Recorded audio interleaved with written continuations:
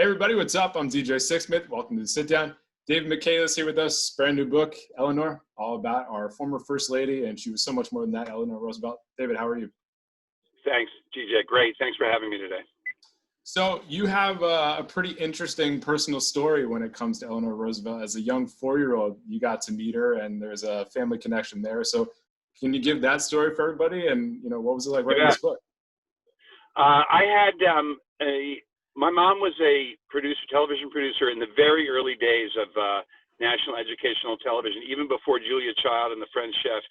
This very tall, very white-haired, extraordinarily globe-trotting Eleanor Roosevelt, the Eleanor Roosevelt of her last great days, was the monthly host of a public television program that had on young Senator Kennedy or young Zbigniew Brzezinski or young Henry Kissinger. And my mother's job was as producer. And one day I got to go to the studio, and crawling around on the cables and on the stage, I guess I just must have thought this lady had everything, and she must have therefore a stick of chewing gum also. And I asked her, I said sort of nervously when she kind of bent down to look at me, kind of like, was it you on? Because everybody wanted something from Eleanor Roosevelt, and I was no different. So anyway, I think I said something like, juicy fruit. And she was fresh out of juicy fruit and was very amused that I would think she had some. But I had this feeling, and I remember it very clearly. It's the main part of this memory, really, which is of goodness, of a human being from whose inner life, from whom, literally from inside her eyes, came this kind of feeling of goodness, of wanting to help, of wanting to be available, not to the son of her producer, but it was so clearly the Eleanor that I later encountered when I began to understand what her life was about. And I also, strangely enough, encountered it in her columns when I found them in the syndicate basement on Madison Avenue, where I was researching the life of Charles Schulz in the beginning of Peanuts and Charlie Brown and Snoopy. And there was Schulz S, and there was R, Roosevelt, just to the left of those boxes in the basement. And I lifted the lid, and I thought, wow, Eleanor Roosevelt wrote a column.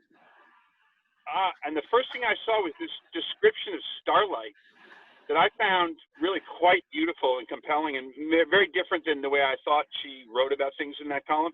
And it was another one of those moments of thinking, wow, there's something here. And I felt strongly as I began the book that I wanted to convey to people not the Eleanor they thought they knew. We all sort of think we know who she is, but the Eleanor of who she was in the context of her life. And the trouble with most biographies of figures like Eleanor, if they're stretched over 3 volumes, I mean, there's a great Eleanor Roosevelt biography that's 3 volumes long.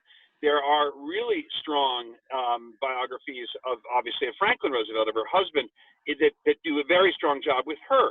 I felt like what we are missing as a culture was to understand Eleanor whole, to see her life whole, and to see how she made the great transformations and leaps that we know she made, but how did she do it? How did she go from being a Edith Wharton era aristocratic child, orphaned by her parents and their really tragic, awful deaths? Her mother died of diphtheria at the moment she was going to become a society lady leader. Her father, a alcoholic and junkie, genuinely at the time, addicted to opium and laudanum. He died a tragic death. And in between those 2 deaths, her oldest younger brother, she had 2 younger brothers, and the older of the 2 died. So in 19 months, her entire family, with the exception of herself and her youngest brother, whom she became a kind of surrogate mother to, were orphaned, and they went to live with their grandmother. That began this saga for Eleanor of how to get on with who she thought she would be, but being held back again and again and again for the next 15 or 20 years, really. So Eleanor Roosevelt's life almost doesn't even begin to 35 or 40, and then it's just crammed with, I mean, there's so much in Eleanor Roosevelt's life, from even the First World War, the Second World War, the Depression in between, and then the whole post-war era, that to see it whole, I figured would give you a better context of who she really was if you saw her in each of those transformations. Well, I'm glad it's all in one book. I think that benefits us as readers here. And you mentioned something really interesting is that people always wanted something from Eleanor Roosevelt, but she was also trying to figure out who she was. How did she balance that? And when did you realize that was one of the major themes in her life? Well, you know, it's funny. I had a real struggle with this book because the men that I'd written about before had fairly simple lives by comparison. They, like most men's lives, they kind of, you know, went to a big success and then sort of receded from that success. It was Charles Schultz and the painter N.C. Wyeth. Both had great big successes in the middle of their life, and then they kind of receded from this. Eleanor just kept opening up and up, and as her life kept opening outward, so did the things that she cared about and was trying very hard to make changes in and be useful to causes, civil rights, human rights, so many causes. But I kept thinking in my writing that I would somehow be able to resolve these, that she would have resolved them, that her own life would somehow resolve the questions that were raised in each of these areas. And it really didn't. And it was only when I finally realized that it was simply by getting up every day and continuing to try and continuing to put her shoulder to the wheel that she made sense of her own life. She really wasn't trying to resolve things. And that was sort of the trick for me finally of allowing myself to wrap it up in one book rather than this endless sense of, oh, there's more to tell. Actually, there always is with Eleanor. There's a million documents in her papers at Hyde Park. You could fashion a dozen different biographies of her at any different time, just focusing on one or another of the things that consumed her. But I think for her, it was she spoke very candidly to people about doing one thing every day that you're afraid to do. Do one thing that scares you. Do the thing you think you cannot do was one of her great messages. And one of the things that she said about how you do the thing you think you cannot do is by having done it before. In other words, every time you think you can't do something, if you do it and try to do it, you'll find greater strength the next time you're faced with the same challenge. And I think that's really what she did. She just simply kept accruing and building and developing a strength and a hopeful, positive, fairly positive, even though she did have a very realistic outlook on the world. She kept saying, keep trying, keep doing, and you will arrive at some point that will surprise you about where you're going. Well, she certainly built a lot of strength when it came to her marriage, when it came to her relationship with her mother-in-law. And I think one of the best parts of what people find out is this book kind of lays out everything emotionally, mentally, and especially with the family and the marriage here. So what was most fascinating when you dug through those relationships? I thought I would be able to write a biography of Eleanor Roosevelt where I would not really have to spend a great deal of time studying her husband, studying Franklin Roosevelt, the 32nd president, or for that matter, her uncle, the 16th president. I thought, oh, I can leave Theodore Roosevelt and Franklin Roosevelt to their biographers, and I'll just be able to focus on her. Well, of course, I couldn't. You have to focus on them. And what I discovered about Franklin was that he actually, he was a absolute essential to creating, for Eleanor to create herself as herself. And the real key was not so much his betrayal of her and his continually disappointing her, the betrayal with an affair, the disappointments in not being as truthful or as accountable as she would have wanted him to be, as she herself was. But he actually, and therefore the main test for both being when he contracted polio. But it allowed her, and the surprise for me was, I thought that was the moment where I had thought that was the moment when Eleanor really pitched in with him, really was able to say to him, now I'm going to take care of you, as you would expect her to do, given her character, given their situation. In fact, polio and Franklin's recovery from it was a time in which they rarely spent time together. And in the 116 days out of 3 years that they were together, they were doing very professional things together about his career. They were not, their relationship was not intimate at that point and was not a typical marriage. It was much more becoming the partnership it became when they were in the White House. But the key there was that Eleanor, I think, gradually came to accept, and she spoke of the struggle of this, of how she recognized recognized her own limitations, that there was only so much she could now do for her husband. There was only so much she could do. And it was the beginning of her understanding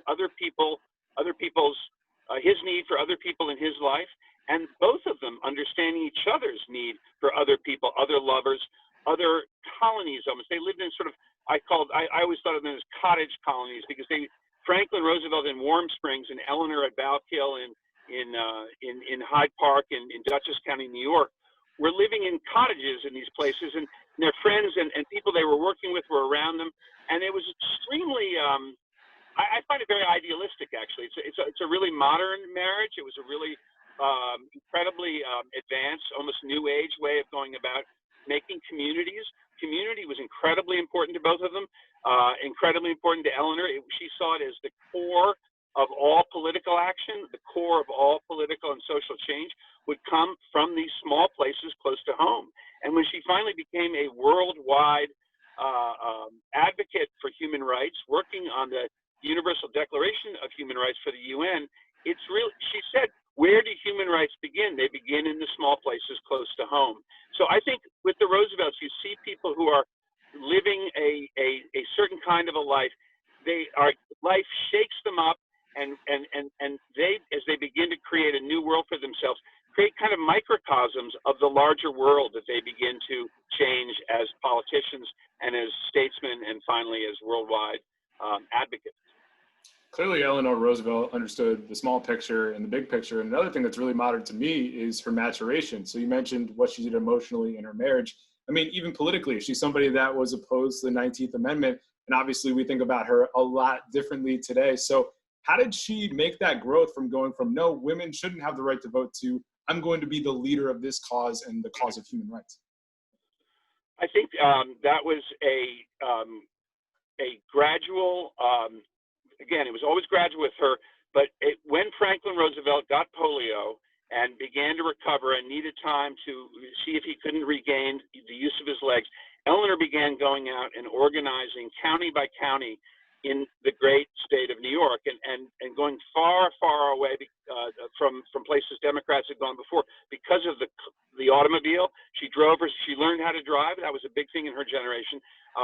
She never thought she would have driven herself anywhere. A lot of women like her had chauffeurs and so forth. She drove herself. She used the car as a tool. She began meeting women one by one by one. She heard what they had to say about voting like their husbands, or why they were afraid to vote, or why they thought they would catch a disease at the polls.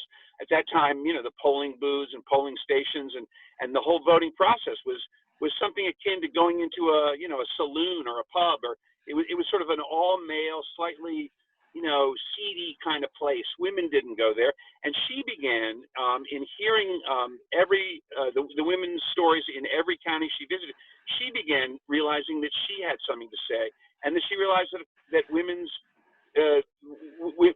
strengths were going to be a major part of politics, especially their ability to listen to each other, to organize, to come together.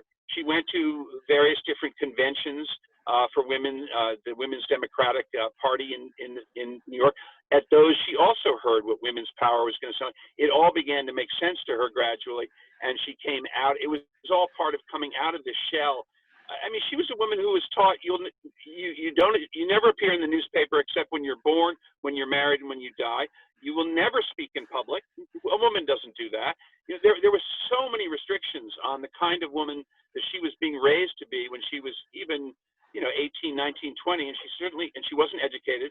You weren't supposed to go to college if you wanted to have a marriage. She came out of all those restrictions gradually, and then quite forcefully, in her recognition that she could let others do what she was doing, and lead others to do what she was doing. It was natural. It was organic, I guess is what I'm trying to say. It was organic to her own understanding of it. She was very common sense.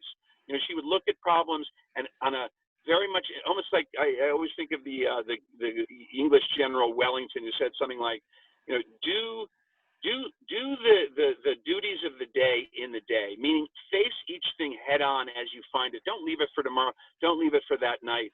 Do it now. And Eleanor was very much like that. She would just keep coming at things even if she had no experience of them yet, and begin to try to solve them. And it was something she knew how. Eventually, it was a mode that fit that time and fit her style. Eleanor Roosevelt knew how to get it done, and David, you did a great job here. Eleanor is out now. David, really nice to meet you. Thanks for the time, and best luck, all right? Thank you. Thanks so much.